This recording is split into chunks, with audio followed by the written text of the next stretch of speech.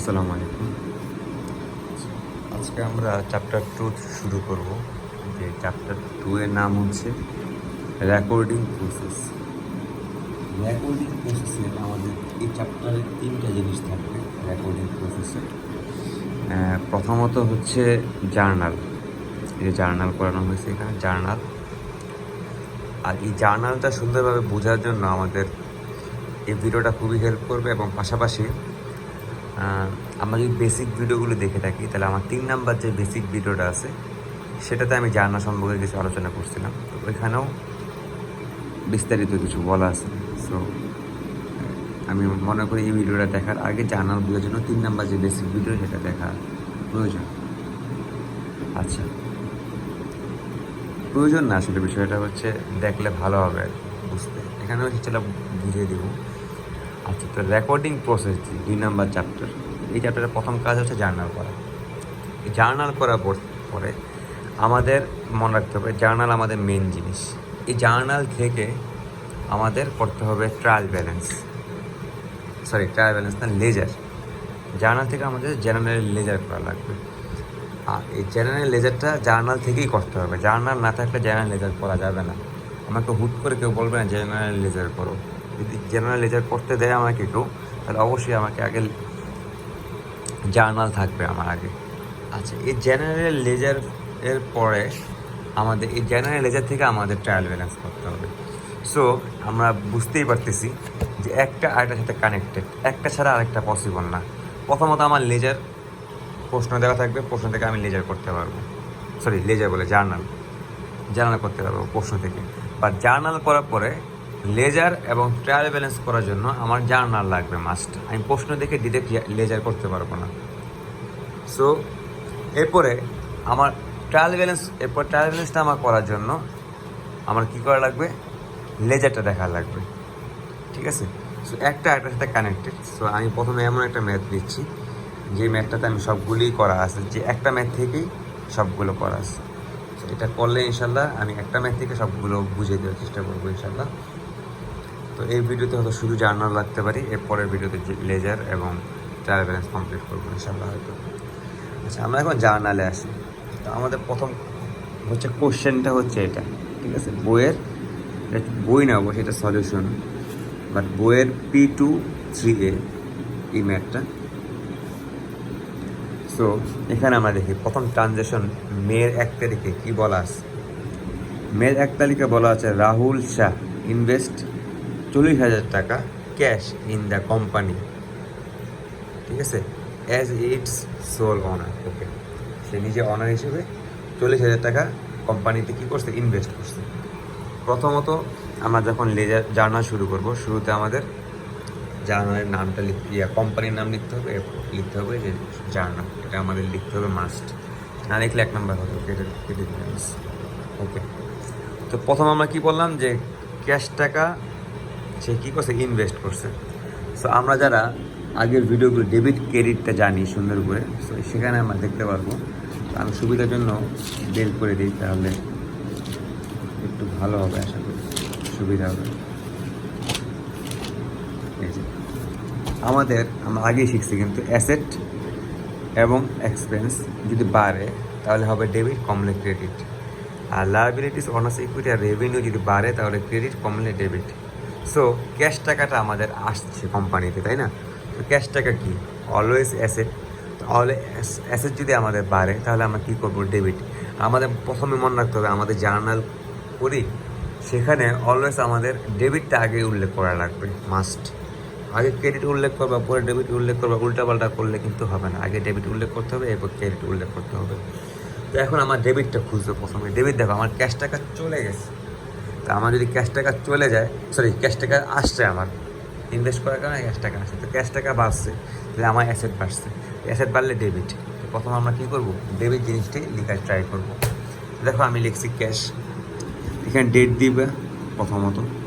এরপরে হচ্ছে account title এবং এক্সপ্লেনেশন। যদি এক্সপ্লেনেশন চাই মিস প্রশ্নের মধ্যে, তাহলে এক্সপ্লেনেশন দেওয়ার লাগবে। এক্সপ্লেনেশন কি নিচে আমি দেখা দিচ্ছি। আর যদি এক্সপ্লেনেশন না চাচ্ছি তাহলে শুধু অ্যাকাউন্ট টাইটেল দিলেই হবে। এরপর একটা রেফারেন্স দেওয়ার লাগবে, এরপর ডেবিট লেখা লাগবে, ক্রেডিট লেখা লাগবে।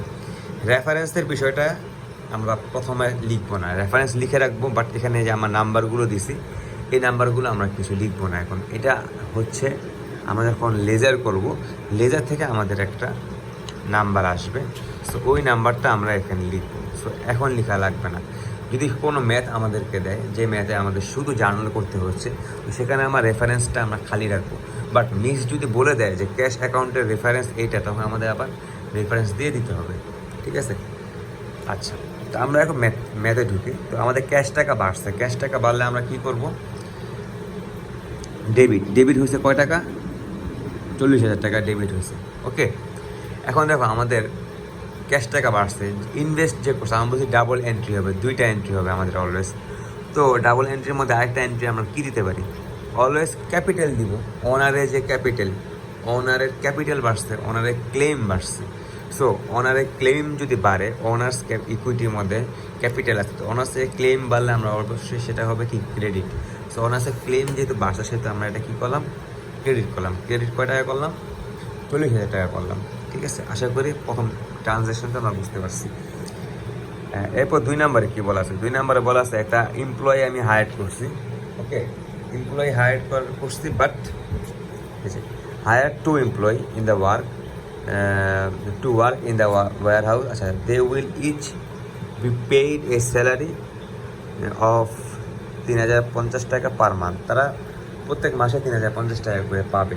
আচ্ছা, এখানকার লক্ষ্য করার বিষয় হচ্ছে আমাদের এখানে একটা জিনিস হবে, সেটা হচ্ছে নো এন্ট্রি। নো এন্ট্রির বিষয়টা আমাদের দেখতে হবে। দেখো এখানে কি কোনো টাকা পয়সা লেনদেন এখনও হয়েছে? এখনও কিন্তু হয় নাই।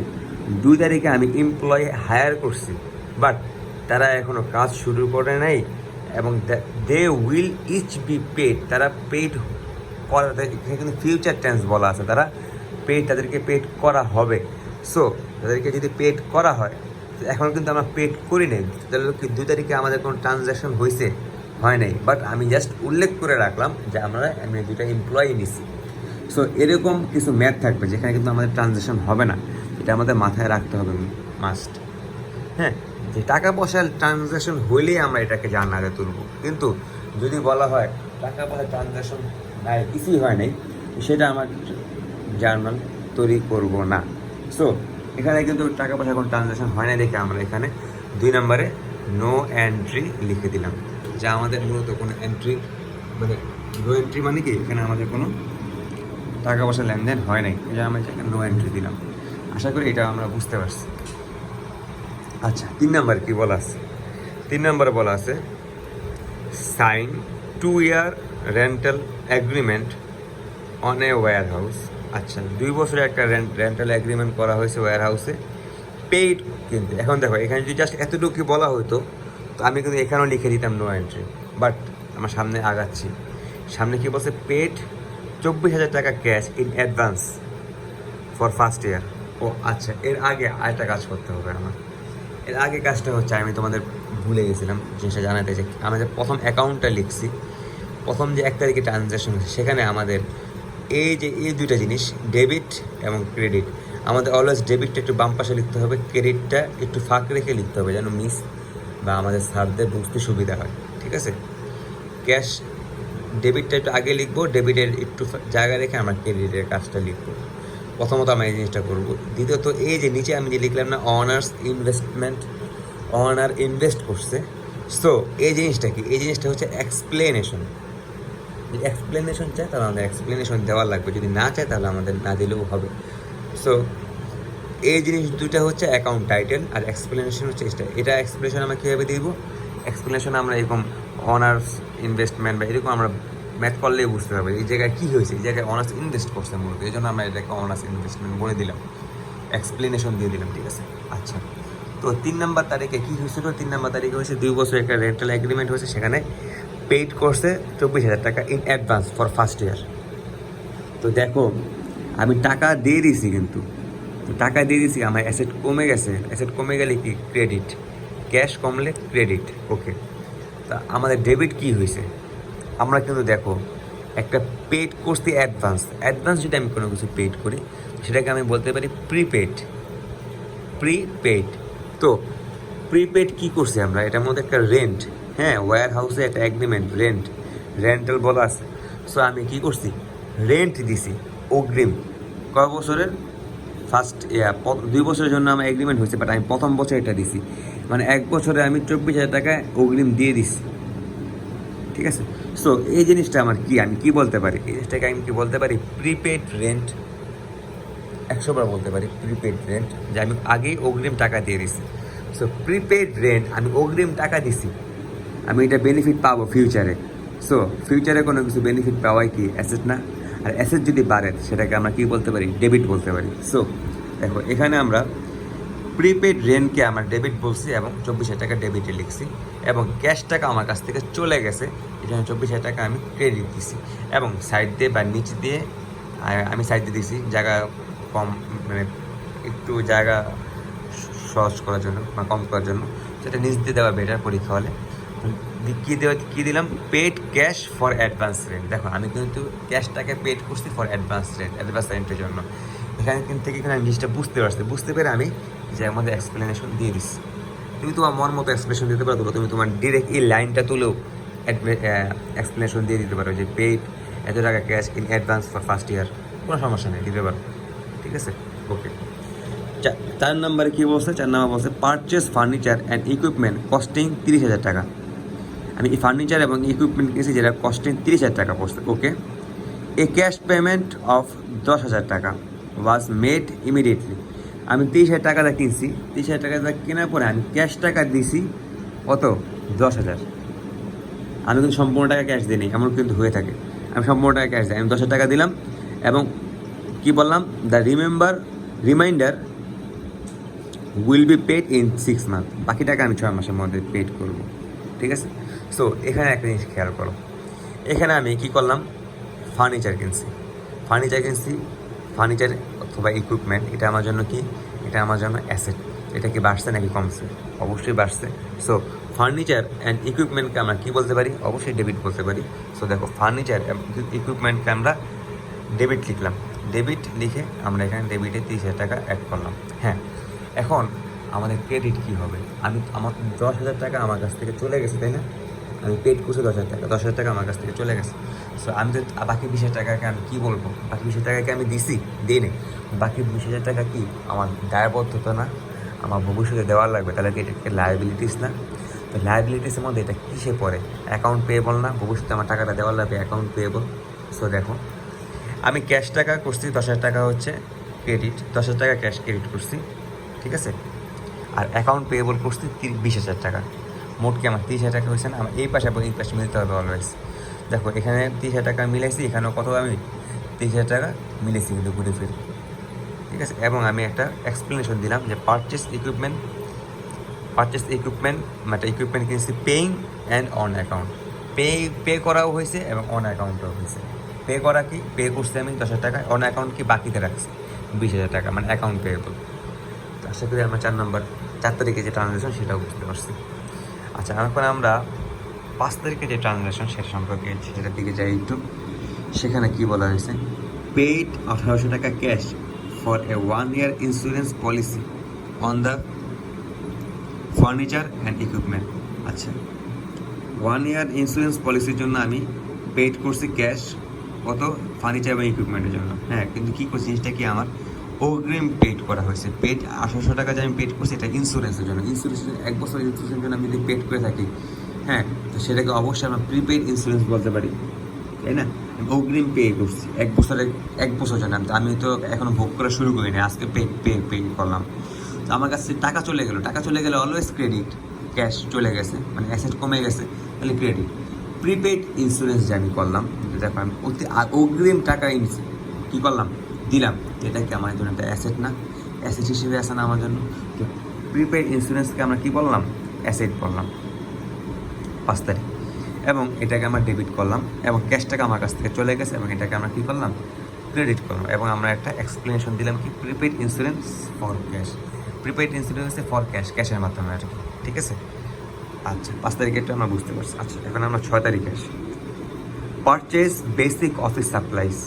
আমরা অফিসের জন্য একটু সাপ্লাইজ কিনছি, হ্যাঁ, কয় টাকা দিয়ে? 420 টাকা দিয়ে। ওকে, ক্যাশ টাকা দিয়ে দিছি। তো ক্যাশ টাকা চলে গেছে আমাদের, ক্যাশ কি আমাদের অ্যাসেট কমে গেলে কী হবে? অবশ্যই ক্রেডিট হবে। ঠিক আছে, বাট সাপ্লাইজ এটা কি আমাদের একটা অ্যাসেট না? সাপ্লাইজ, ইকুইপমেন্ট, ফার্নিচার এগুলো আমাদের অ্যাসেট। ইনভেন্টরি আমরা শিখে আসছি আগে। সো সাপ্লাই যে আমাদের বাড়ছে, সাপ্লাইসে আমরা কী করবো? অলওয়েজ ডেবিট করবো। আমাদের ক্যাশ অ্যাসেট বাড়ছে, সাপ্লাইসকে আমরা ডেবিট করলাম এবং ক্যাশ টাকাটাকে আমরা কী করলাম? ক্রেডিট করলাম, কারণ আমার ক্যাশ টাকা কমে গেছে।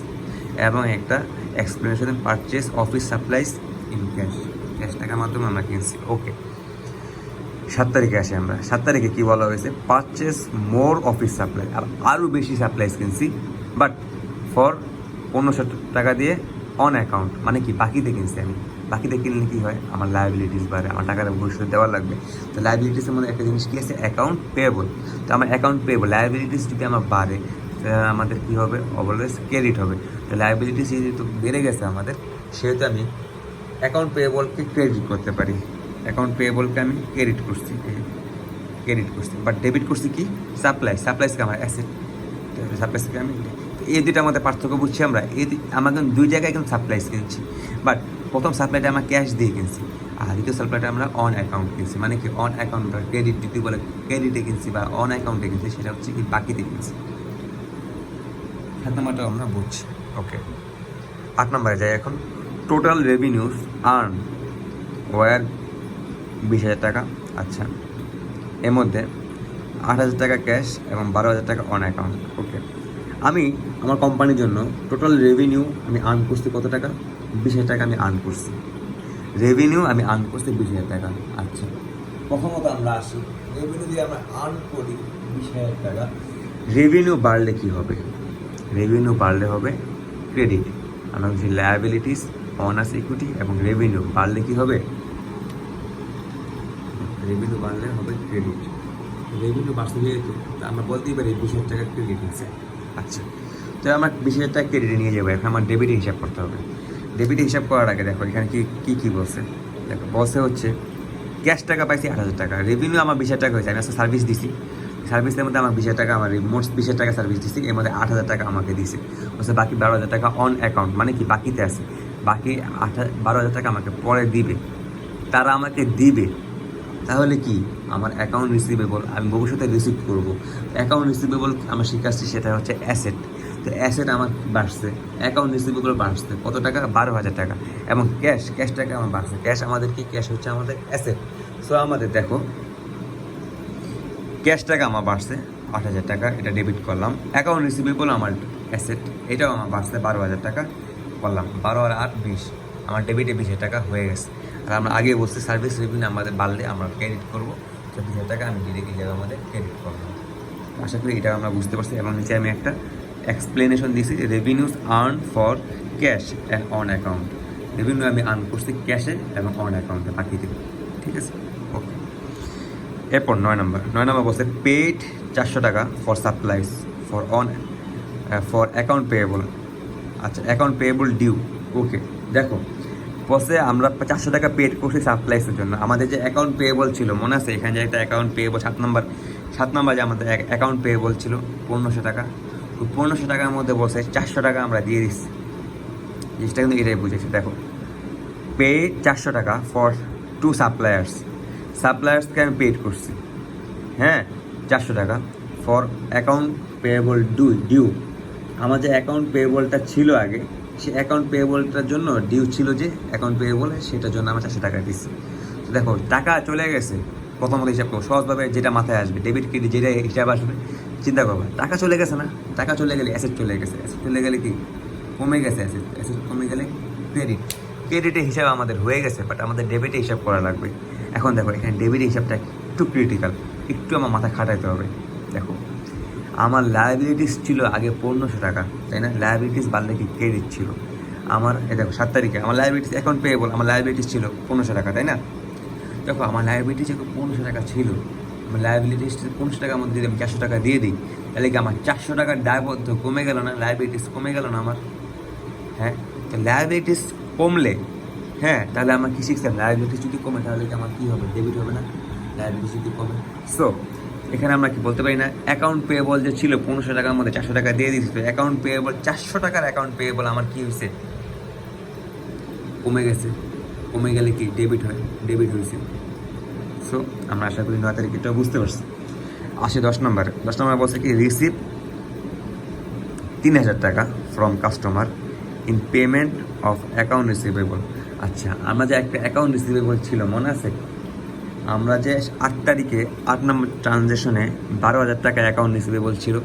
সে বলছে অ্যাকাউন্ট রিসিভেবল 12,000 টাকা যে ছিল সেখান থেকে সে কয় হাজার টাকা দিয়ে দিচ্ছে, 3,000 টাকা দিয়ে দিচ্ছে। সো চিন্তা করো, আমার কাছে টাকা আসছে, তো অলওয়েজ ডেবিট, টাকা আসছে, টাকাটা আমার আসছে, অ্যাসেট বাড়ছে, ডেবিট। বাট অ্যাকাউন্ট রিসিভেবল আমার তো আগে ডেবিট ছিল এখানে, তাই না? অ্যাকাউন্ট রিসিভেবল এখানে ডেবিট ছিল 12,000 টাকা। সো কেন ছিল? আমি এটা ক্লেম করতাম যে আমার অ্যাকাউন্ট টাকা আমি রিসিভেবল, আমি টাকাটা পাবো, এটা আমার অ্যাসেট। তো এখন কি আমি 12,000 টাকার মধ্যে 12,000 টাকায় ক্লেম করতে পারবো না। এখানে আমার 3,000 টাকা কমে যাচ্ছে না, মানে অ্যাকাউন্ট রিসিভেবল 12,000 টাকা থেকে 3,000 টাকা কমে যাচ্ছে, তাহলে কি অ্যাসেট 3,000 টাকা কমে যাচ্ছে। তো অ্যাসেট কমা মানে কি ক্রেডিট। তাহলে কি আমি বলতেই পারি অ্যাকাউন্ট রিসিভেবল আমার জন্য কী হয়েছে, ক্রেডিট হয়েছে 3,000 টাকা। এবং আমরা একটা এক্সপ্লেনেশন দিচ্ছি রিসিভ ক্যাশ ফর কাস্টমার কাছ থেকে আমি ক্যাশ টাকা রিসিভ করছি।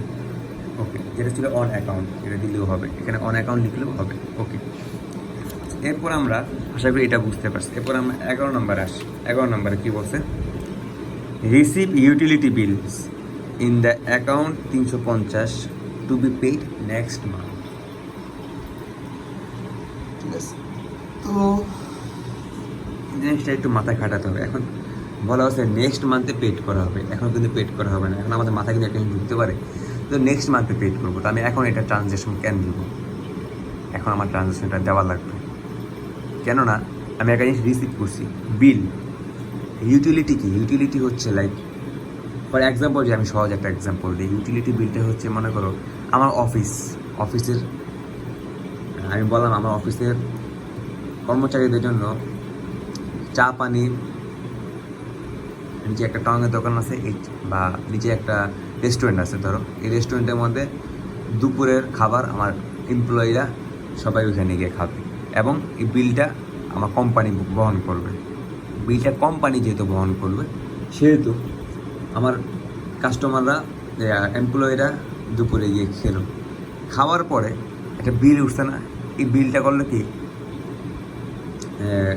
ওই দোকানের বা রেস্টুরেন্টের মালিক এসে আমার যে অ্যাকাউন্টেন্ট তার কাছে দিয়ে বললো এই নিন বিল, আজকের দিনের বিল আপনার সামনে। কারণ আমি বলছি প্রতিদিনই বিল দিবে, আমি সামনের মাসে একবারে ক্লিয়ার করে দিব।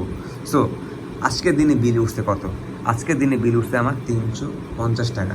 তো এই বিলটা আমি রিসিভ করছি, বিলটা আমি করলাম কি, রিসিভ করলাম। বিলটা যখন আমি রিসিভ করলাম, এ মানে কি টাকাটা আমার দেওয়া লাগবে ভবিষ্যতে, তাই না? সো আমি টাকাটা এখনও দেই নেই, আমি 350 টাকা বিল রিসিভ করে আমি কি একটা দায়বদ্ধতার মধ্যে পড়ে গেলাম না? আমার 350 টাকা লায়াবিলিটিস হয়ে গেল না? অ্যাকাউন্ট পেয়েবল, ভবিষ্যতে তাকে আমার টাকা দেওয়া লাগবে। লায়াবিলিটি যদি বাড়ে তাহলে আমাদের কী হবে, ক্রেডিট হবে। আচ্ছা, বুঝতে পারছি। আমরা অ্যাকাউন্ট পেয়েবলকে আমরা ক্রেডিট করলাম, বাট ডেবিট কী করব? দেখো, আমাদের ইউটিলিটিস যে হয়েছে এটা আমার এক্সপেন্স না, আমার কোম্পানির জন্য খাচ্ছে, আমার টাকা যাবে না ভবিষ্যতে এখান থেকে, এক্সপেন্স। তো আমরা আগেই শিখছি এক্সপেন্স যদি আমাদের বাড়ে তাহলে আমরা কী করব, ডেবিট করব। এক্সপেন্স বাড়লে আমরা কী করব, ডেবিট করবো এক্সপেন্স বাড়লে। সো দেখো, আমি ইউটিলিটিস এক্সপেন্সকে ডেবিট করলাম 350 টাকা। এখানে 350 টাকা বলছে, আমি 380 টাকা লিখছি এখানে। আচ্ছা, যাই হোক, এটা ভুল লিখছি আমি, 350 টাকা হবে, আমি এখানে 380 টাকা লিখছি। আমি অন্য ম্যাথগুলোতে সেম কাজই করছি মনে হয়, এখানে দেখি তো সব কিছু আমি 380 টাকা দিয়ে করছি। আমি 350 টাকা কমাতে গেলে আবার ঝামেলা হবে, 380 টাকাই লিখে রাখি, সমস্যা নেই। তো 380 টাকাতে আমি এই কাজটা করছি। ওকে, নো প্রবলেম, 380 টাকা আমার পাওয়া গেছে, ঠিক আছে। আচ্ছা, তো এবং আমি একটা এক্সপ্লেনেশন দিলাম কি, receive bills for utilities expense. Okay, আমরা রিসিভ করছি, এটা আশা করি আমরা বুঝতে পারছি। তারপর 12 নম্বর কী বলছে, paid the monthly salary of the 2 employees total 1,600 টাকা, 6,100 টাকা। এটা আমি আগেই বলছিলাম। 2 নম্বরে আমাদের নো এন্ট্রি দিছি। সো নো এন্ট্রির জন্য আমরা বলছিলাম টাকা সে মান্থ দেওয়া হবে পরে। সো এখানে বলছে এখন আমরা পেড করছি মান্থলি স্যালারি আমাদের জন্য কি এক্সপেন্স, স্যালারি এক্সপেন্স বাড়লে আমরা ডেবিট করব, হ্যাঁ। আর আমার ক্যাশ টাকা চলে গেছে, তো ক্যাশ টাকা আমি ক্রেডিট করবো। দেখো, স্যালারিজ এক্সপেন্স আমি করলাম কি ডেবিট, এবং ক্যাশ টাকা আমার জন্য ক্রেডিট, এবং আমি একটা এক্সপ্লেনেশন দিলাম পেড ক্যাশ ফর মান্থলি স্যালারির জন্য আমি টাকা পেড করলাম। সো এই হচ্ছে আমাদের জার্নাল, ঠিক আছে, এইটা হচ্ছে আমাদের জন্য জার্নাল। এই জার্নালের মধ্যে আমরা সবই বুঝলাম, বাট আমি একটা জিনিস আমাদের বাকি রয়ে গেছে, সেটা হচ্ছে এই রেফারেন্সে যে আমি নাম্বারগুলো দিলাম, এই নাম্বারগুলো কই থেকে আসলো। এটা যখন আমরা লেজার করব, লেজারের ভিডিওতে ইনশাল্লাহ আমরা এটা ক্লিয়ার করব, এই নাম্বারগুলো আমরা কীভাবে আসলো। তো শুধু যদি আমাদের জার্নাল করতে বলে এবং মিস যদি কোনো কিছুর অ্যাকাউন্টের নাম্বার না দেয়, তো অলওয়েজ আমরা এই জায়গাটা খালি রাখবো, ঠিক আছে। ওকে, তো এই হচ্ছে প্রথম ভিডিও, এবং এখানে আমরা জার্নাল হিসেবে শিখলাম। নেক্সট ভিডিওতে আমরা লেজার এবং ট্রায়াল ব্যালেন্স শেখার ট্রাই করবো ইনশাল্লাহ। যদি একটা ভিডিওতে কমপ্লিট হয় তাহলে হবে, নাহলে 2টা ভিডিও করবো ইনশাল্লাহ। ধন্যবাদ।